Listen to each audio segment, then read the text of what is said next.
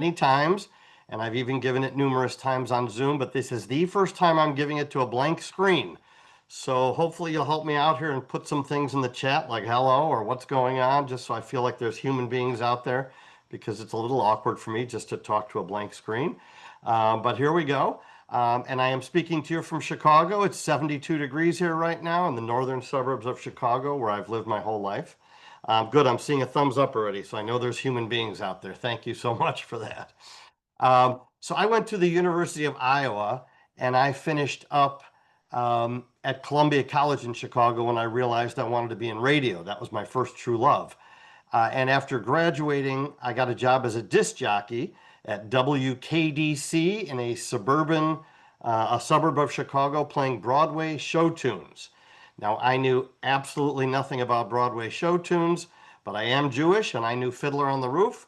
So my first 8 Saturdays that I had a Saturday afternoon shift, I played the entire album of Fiddler on the Roof because that was all I knew. And that's a true story. So I'm sure to this day, there's some older women that converted to Judaism because I shoved so much Fiddler down their throat. But I did that for about a year, and then realized I would have had to move all over the country making no money to make it in Chicago radio, and that just wasn't me. So I followed all my friends who were trading options. So I went to the Chicago Board of Options Exchange, and I was there for 5 years, and I was there right through the crash of 1987. I don't know how old most of you are. I'm guessing some of you weren't even born back then, but that's when the stock market was down 500 points, which back then was a huge deal. That would be like if it was down, I don't know, a couple thousand points these days. Um, and I traded the day of the crash, and I witnessed someone make $14 million 2 steps in front of me, and I witnessed a guy lose $47 million a few steps to the left of me, and the business completely changed after that, and I wanted to get out. So I opened up Entrepreneur Magazine, and I started my own 976 phone line, which was a local version of 900 phone numbers, if you guys know what that means. So it was a pay-per-call service, and I ran a time and weather phone line for Chicago for about 20 years. Back in the days when if you wanted time and weather, you couldn't just go on the computer or your cell phone. You had to wait for the forecast, so people who needed it immediately would call a phone number, and they would hear a recorded weather message and the exact time. In the meantime, in 1994, after I stopped trading after 5 years, and then in 1994, I was reading Irv Kupcinet's column in the Chicago Sun-Times, and he was a very big columnist, kind of about the social world and things that were going on in entertainment and things like that. And it said that Steven Spielberg was looking for interviewers for his new foundation. Steven Spielberg, after he made Schindler's List about the Holocaust, people kept coming up to him saying, you should hear my story, you should hear my story. And he realized these people were going to be dying off and no one would hear their story. So he decided to start the Survivors of the Shoah Visual History Foundation, and Shoah means Holocaust. So his goal was to interview 50,000 Holocaust survivors around the world, and he was looking for interviewers in every city and every country on Earth. So in this column, it said Steven Spielberg is looking for interviewers in the Chicagoland area. Now, I had been on the radio. I'm Jewish. I grew up in Skokie, which was a very famous Jewish suburb that made national news when the Nazis tried to march in Skokie. And I knew that this was my calling. I had to be one of the interviewers. So my mother happened to work at the Chicago Sun-Times. She worked for Roger Ebert, the movie critic. So I asked her to go ask what the phone number was. There was no phone number. And she came back. She gave me a phone number out in LA. And I called up and I said, I need to be one of the interviewers. And they said, okay, well, today's the last day. We're accepting applications. So I filled out a 10-page fax, if those of you even remember what a fax was. And they faxed me the 10 pages. I filled it out. I faxed it back to California. And a few weeks later, they said, okay, you're going to be one of the 200 people we are inviting to a 3-day training seminar in Chicago. And this was just for Chicago interviewers. They did this all over the world. So I went to the 3-day training seminar, And some people naturally dropped out. They realized they weren't going to be able to handle the subject matter. Some people had no interviewing skills whatsoever, so they dropped out. And the last day of the training, they showed us an interview that they had already done. And these interviews were conducted with just the one survivor. And then at the very end of the interview, they could bring as many people in as they wanted for the last few minutes. So they show clips from this one interview, and it's a horrible story. The man loses his entire family. Everyone he knows is murdered. And and then the video ends, and then here come 20 family members, children, grandchildren, great grandchildren. They're sitting on his lap, they're hanging over his shoulder, sitting on the edge of the chair. And he looks into the camera and he says, I cheated Hitler and his henchmen, and this is what I ended up with. And it was a very chilling moment, because at that moment you realized, because this one single human being survived, here were 20 more people that lived because of it. So I knew at that moment I had to be one of the interviewers, and luckily they did choose me as one of the 50 volunteer interviewers for Chicago. So over the next 4 years, it was a volunteer position. It didn't pay anything. They would call me every couple of months and say, we have an interview in your area. Do you want to do it? And I think I did about 20 interviews, which are now in various museums and colleges around the world, and they will be there forever, hopefully. So it's the biggest thing I'm ever going to do in my life. That's okay. I know I peaked at 35 years old, but I'm okay with that. And what they did was, his goal was 50,000. They ended up interviewing 54,000 survivors in 4 years. They conducted interviews in 63 countries in 39 languages. And after each interview was completed, number one, the camera never stopped. If someone cried for 5 minutes, the camera never stopped. They didn't want anyone to think these were edited in any way. So if someone started crying, you had to just be there with them. You weren't allowed to touch them. You weren't allowed to say it's okay. You weren't allowed to say I understand, because you don't understand and it's not okay. So you had to just kind of sit there and nod your head, assuring them that you were going to wait for them. Then the interviews were sent to LA, where someone, multiple people were doing this obviously, would sit there and watch the entire interview, and every single solitary place in the interview where someone named any name, place, teacher, rabbi, school, anything, city, town, church, anything, they would mark down what frame number it was on. So now other survivors or other relatives of survivors can go to these museums, type in the name of a rabbi or a third grade teacher or a town, and on all 54,000 tapes, wherever someone mentioned that same name, it will show you. So it will say, go to tape 1100, frame 32,007, and maybe it was the person sitting behind you in third grade, or maybe it was a teacher that you had, whatever. So all these stories would come together and fit together. So I did 20 of those interviews, and the opportunity lasted until 1998.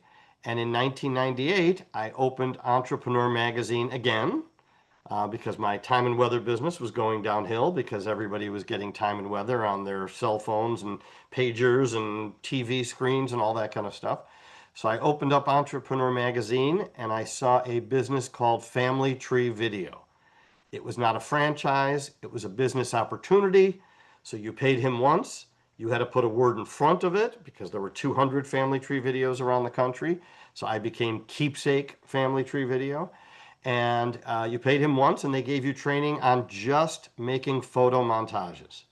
So that's where you see pictures and music fading one picture to the next. You see them at memorials, you see them at weddings, all kinds of events now. But in 1998, this was brand new. And every time I had seen a montage, I thought these were the greatest things in the world, because I'm a creative person and they made me cry. They were emotional.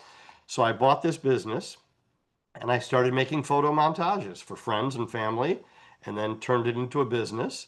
And then I started filming events, weddings, parties, things like that.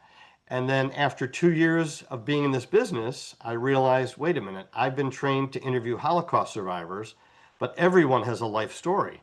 So why not start interviewing parents and grandparents to preserve their stories?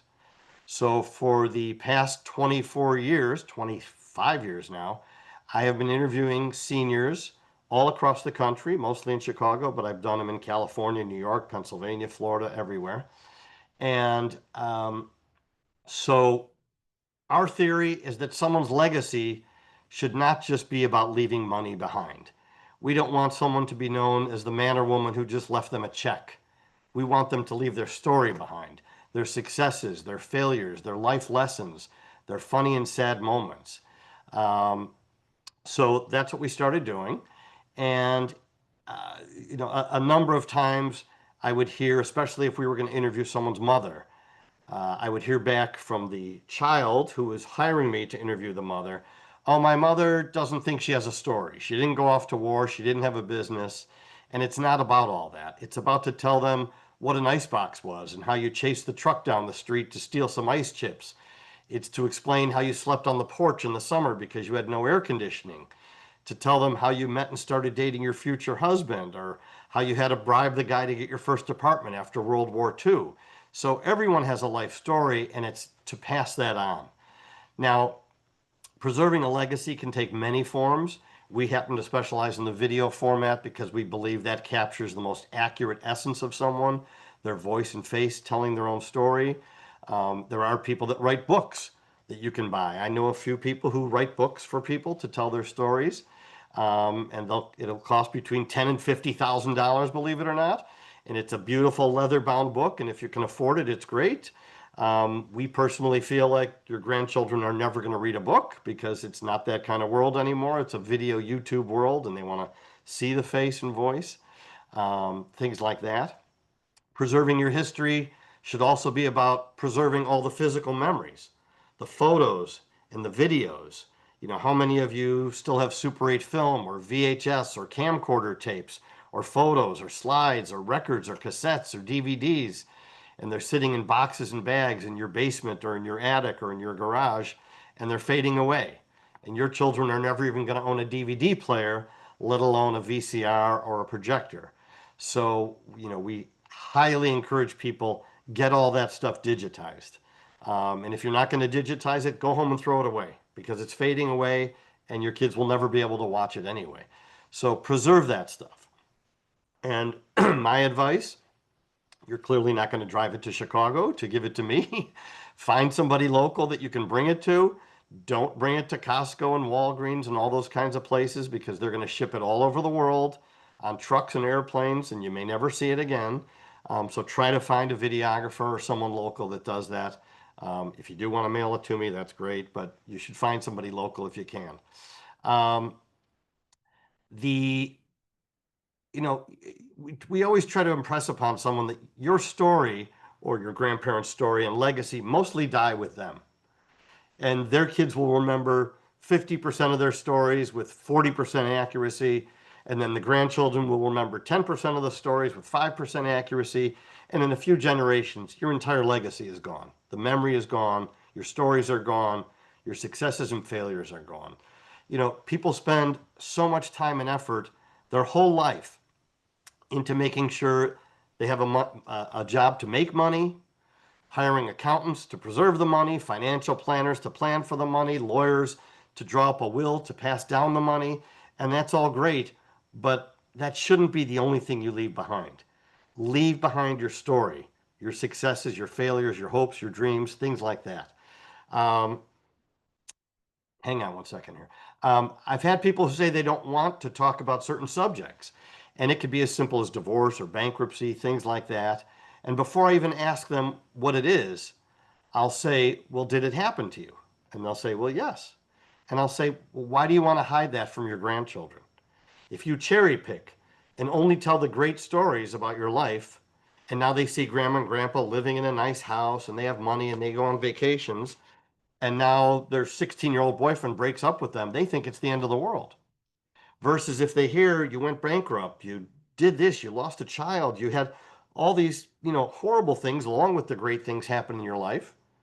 Now his or her boyfriend breaks up with her. They're like, well, that's nothing. Look what my grandparents went through. And they came out on the other side of it. So you're teaching them that life isn't just all a bed of roses, that it is ups and downs. The most dramatic story of that happened in one of my interviews, it was a few years ago. This woman beautiful, well put together, well dressed woman from South America. Now she was living in California. Her son lived in a suburb next to me, so she came in town and he had me interview her. And she's telling her story. And, I'm thinking about my next question, and she says something. And I'm thinking, wait a minute, did she just say what I thought she said? So I asked her to repeat it. And she told me that her natural biological father sexually abused her. And she ran away from home at 15 years old to get away from that. She married a man at 19 who abused her. She left him and she married another man who abused her. And she finally left him, got on a track with, a proper man who was not abusing her, and now created this wonderful life and had 3 successful children and 5 grandchildren and was educated and warm and beautiful and loving. And at the end of the interview, her granddaughter and son were coming up from the basement. And I can tell by the way she was telling it that they already knew this story. It was not news to them. And when we said cut, it was the end of the interview. I turned to her son and her granddaughter and I said, your grandmother is a warrior. For her to have gone through all that is truly an amazing story. Now, picture her granddaughter has heard this story, I'm sure, numerous times. Picture how strong that granddaughter is going to be in life, knowing that her grandmother literally went through hell and back and came out on top. So don't hide your stories. Tell them everything. It all means something. And then people, when you talk about how poor you were and how you had no food, now they understand why their grandmother is always shoving food down their throat because they came from such poverty. So talk about all that stuff. So I'd like to show you a clip here. Actually, I'm going to tell you a story. My very first interview. So they called me up and I'm going to go back for a second. Spielberg's definition of a Holocaust survivor was anyone who lived in any Nazi-occupied territory and survived. It didn't mean you were grabbed and put into a camp. It didn't mean you were tortured or anything. It just meant you were in a Nazi-occupied territory where they were hunting you and you got away. You survived. And obviously, it wasn't only Jews that were persecuted and murdered. It was gypsies and gays and political prisoners, all different kinds of groups. So they were going to interview Jews first and then everybody else. The goal again was 50,000. So they call me and they say, you have an interview. It's my first interview. And they would send you to the person's house 1 week before to fill out, and this is the honest to God's truth, 47 pages of paperwork. So you had to write down the name, date, and place of everything in their life, every relative, every school, every temple, everything. So they would also have written documentation. So I go to this guy's house, and for that person to be comfortable with you, so when you showed up the next day, they would talk to you openly. So I go to this gentleman's house, and we're going through the questionnaire, and it gets to what denomination are you? So that means Hasidic, Reformed, Conservative, Jewish, and he says Roman Catholic. And I'm thinking, oh my God, they didn't realize this guy's not Jewish. I'm not going to get to interview him. Now, I don't tell him that. I fill out the 47 pages of paperwork. I go to my car. I call out to LA and I say, this guy's not Jewish, but he must be interviewed. He was a political prisoner in Dachau prison camp for 4 years, and he still has his wool striped jacket, his bowl, and his spoon. These are incredibly rare items to walk out of a concentration camp with. So a few days later, they said, okay, you're going to interview him. And I'm 100% sure he was the first non-Jewish person interviewed out of the 54,000. So I get there the next week. I am shaking like a leaf. I'm thinking, how did I talk my way into this? I am not qualified to do this. This is going to be in museums around the world forever. I'm not worthy for this. And I was freaking out. And we go in his house, and it's a typical Chicago bungalow, and it's 96 degrees with 90% humidity. It is a horrible day. And we go in, and it's myself. I'm the interviewer. There's a professional cameraman who was paid because he worked every day for 4 years. And we had a young college student, female, who was with us just to help us with the equipment and pull cables and things like that. And we're about to start the interview. And the videographer taps me on the shoulder and he whispers in my ear, he said, "The window unit air conditioner is too loud. Ask him if you can turn it off." And I'm thinking, you've got to be kidding me. It's already very hot in here. So I say to the gentleman, "Excuse me, the air conditioner's too loud. Can we turn it off?" And he says, "Turn it off." And it was at that moment I realized I was the spoiled one. I was the one thinking, how am I going to make it 2 hours in 96 degrees with hot video lights on us? And I just asked a Nazi concentration camp survivor if he can go without air conditioning for 2 hours. Of course, turn it off. So we turned it off. And by the end of the interview, I mean, my shirt is completely drenched. The young girl had gone outside to throw up because it was so hot in there. She was overcome. And she came back in the house and she's completely pale faced, sitting on the ground. And we finished the interview. It's a very emotional ending to the interview. We say cut, and the man stands up, 85 years old, and he looks at her and he points at her and he says, "Young lady, you wouldn't have lasted 2 weeks in Dachau." And again, one of those moments where if you're throwing up because it was a little bit hot for 2 hours, you were dead back then. Plain and simple. You had to be strong physically, mentally. You had to get a lot of lucky breaks, and that was the only way you were going to survive. So he was saying this girl would have been dead. Again, very powerful moment.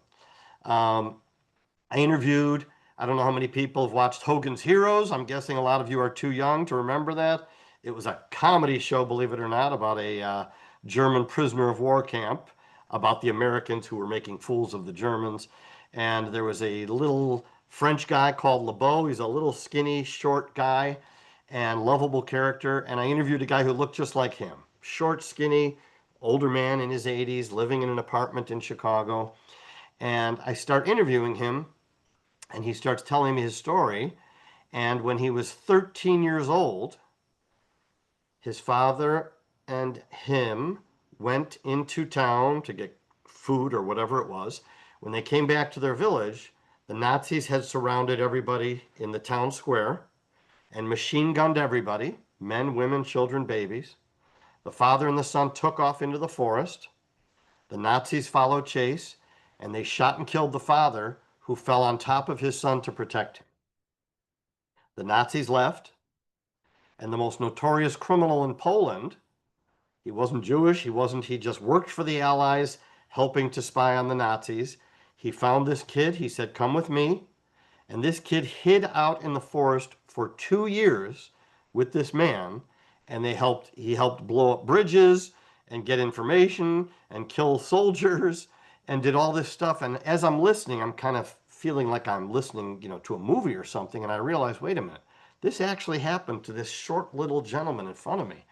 And I'm thinking, I don't know what you guys were doing at 13. I know what I was doing at 13, and I don't think I could have survived that. But it was another amazing story, and he survived, and now he had grandchildren and a life and all that kind of stuff. Um, a number of the people who told me their stories, Holocaust survivors, it was their very first time since World War II that they had told anyone. Their kids knew that they were survivors, but a lot of these people never wanted to speak one word about it because they didn't want to put that pain on their children. So I was sometimes the first person they told their story to. One woman even said she wanted to make sure she got the tape, that it would be put in a safety deposit box so nobody could watch it until she was gone because she didn't want to talk to them about it. So again, very powerful stuff. So I want to show you a clip here. If I can share my screen and figure this out, bear with me. I'm going to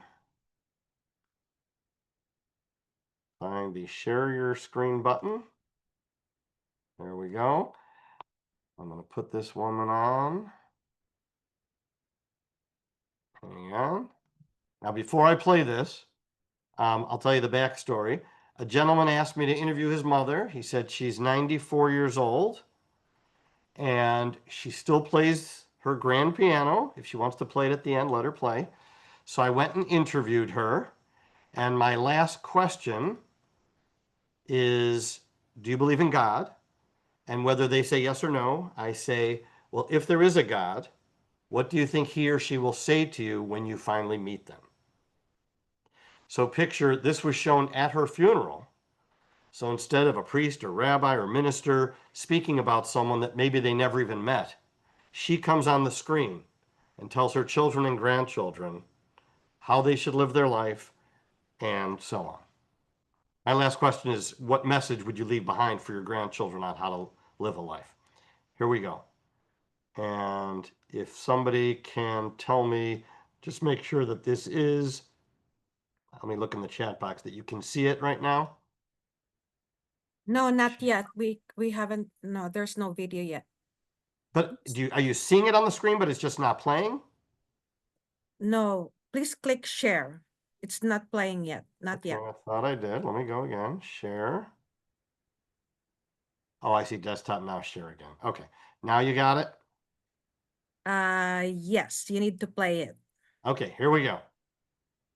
Is there any message you want to leave for your grandchildren and beyond about life?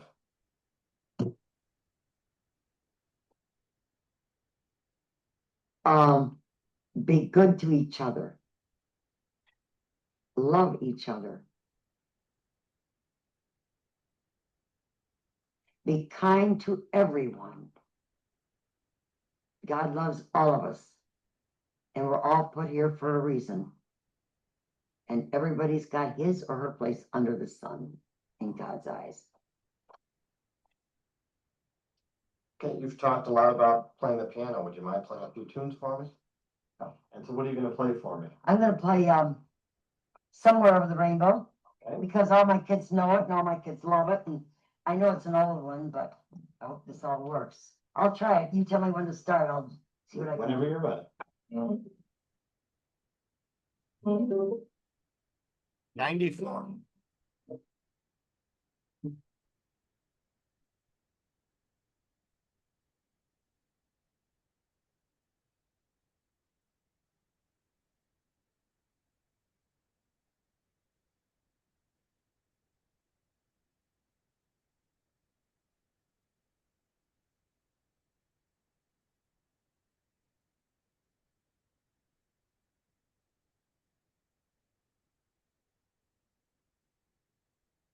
Dan, we couldn't hear the video. The audio of the video.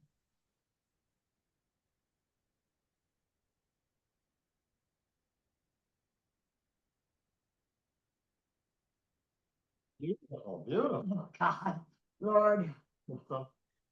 Okay, so that was shown at her funeral.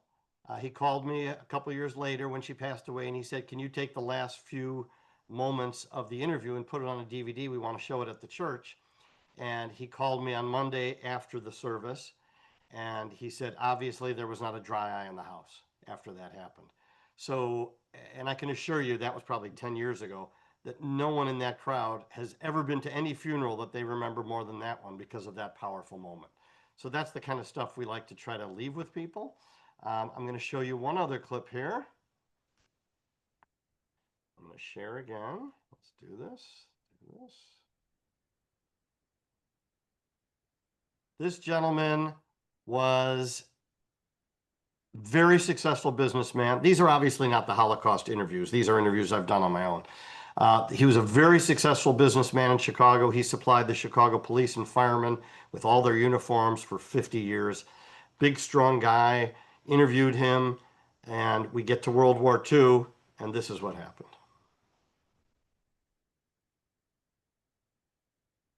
And then the invasion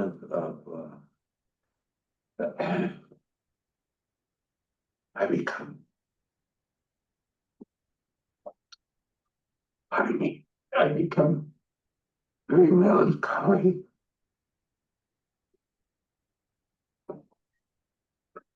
I landed in Normandy in Utah Beach on the second day.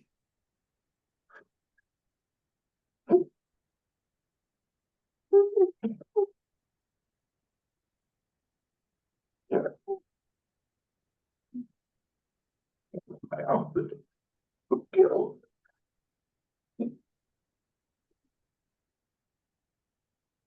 And then when you got to the shore, In this particular boat I was on, they let us off too soon. A lot of soldiers were trapped. Well, that was a terrible, terrible time. Bear in mind, we were all 18, 21-year-old kids. Who knew? And once I asked him this question, I'll ask you, what's the secret of being married 60 some years? I can tell you, a happy wife makes a very happy life. You have a happy wife, Hey, she just said it. you've got a That's happy true. life, and that's what he's done. That is right. He's made a very happy life for me. All right, you want to just give each other a kiss and we'll finish up? So let me get this back here. Now, I don't know if everybody could hear that, but he was the first day of the Normandy invasion in France, and he was on one of those amphibious boats that pull up and then the front drops open and they step into the water. But the boat didn't pull up far enough. So when these guys jumped off with 80 pounds of gear on, they were in too deep of water and they immediately drowned. And you can tell I'm seeing here that there was no volume. Did nobody hear that guy? We didn't hear the piano playing. Oh, you didn't hear the piano. Okay, well, she played Somewhere Over the Rainbow, which was very emotional. Um, but so you could see the power that, this guy probably hasn't talked about this in 50 years and the impact that it has on him. I mean, how shameful would that have been that if his grandchildren didn't have him telling that story on tape? So again, very powerful moment. Let me see here if I have anything. I'm not sharing the screen anymore, right? No, you're good. Okay, give me 1 second here. Okay. I've got too many things on my screen, so just bear with me for 1 second. If you want to read off any of the questions, that's okay, Uh, if there were any. Thank you for volunteering to help save an important part of our history. Yes, it was a very important part, especially these days when half the people deny that it ever happened. But yeah, it was my honor to do that. I have so Um, many family videos, but cannot afford to get them to digital. Can you suggest the least expensive way to transfer the videos?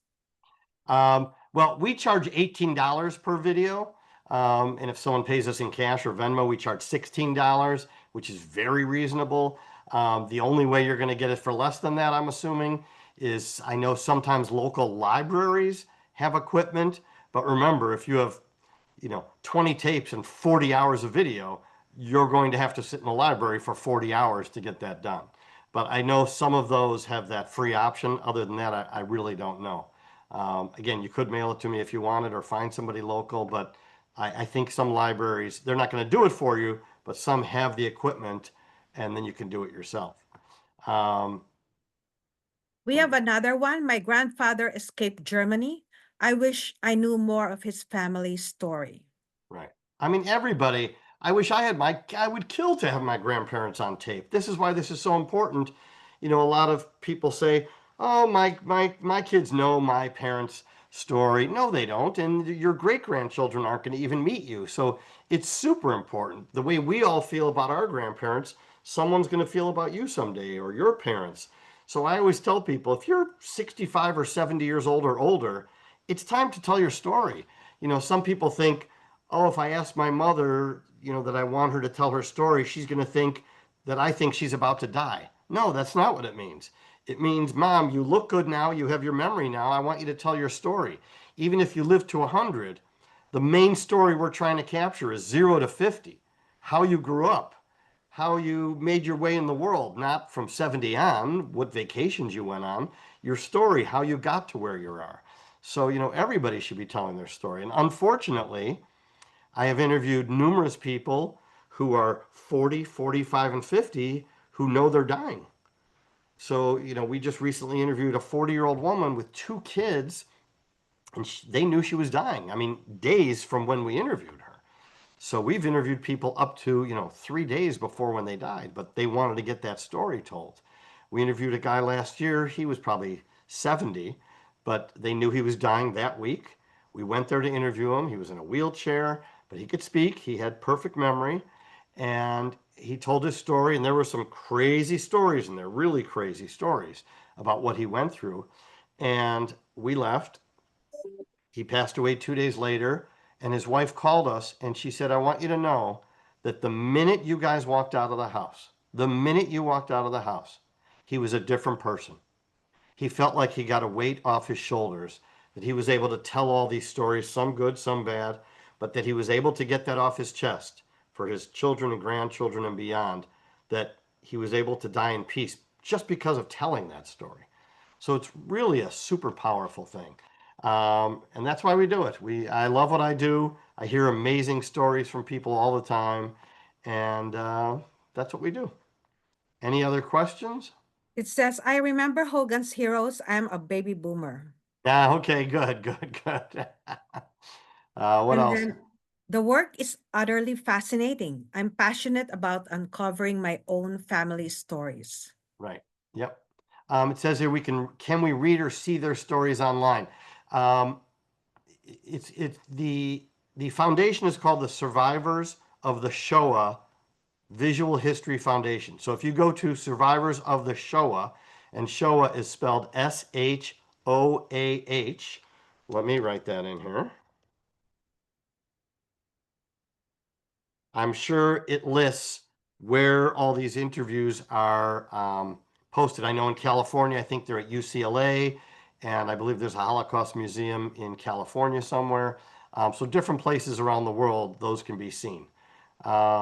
When you did the interviews for the Holocaust, did you have a standard set of questions you asked, or did the questions change based on what they said? Okay, so in the training, we were given pages and pages of specific questions, mostly to keep them in chronological order and make sure we touched on every subject. But yes, of course, based on what they say, then we would have to, so-called ad lib and figure out, where we wanted to go with that. And I use a lot of those same questions when I interview people who weren't in the Holocaust. Obviously, I'm not asking Holocaust related questions, but I'm interviewing people to get their story from their grandparents to their grandchildren to talk about, being raised in school and religion and the war and jobs and things like that. But I also ask people, excuse me, it's usually, hang on. It's usually the children that are hiring me to interview their parents. So I ask the children to give me a specific list of certain stories they want to make sure they tell. Like, my mother once met President Kennedy, or my father used to sing us these crazy songs. Things I would have no idea how to ask about. So they give me some of those tips. They're asking for your YouTube channel or website. Okay, so here we go.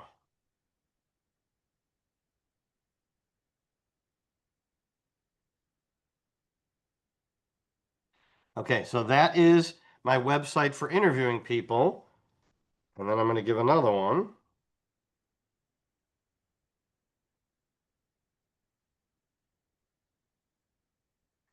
If I could only type. And the second one, it Keepsake Family Tree Videos. That's where we digitize all the old media, the old film and photos and videos.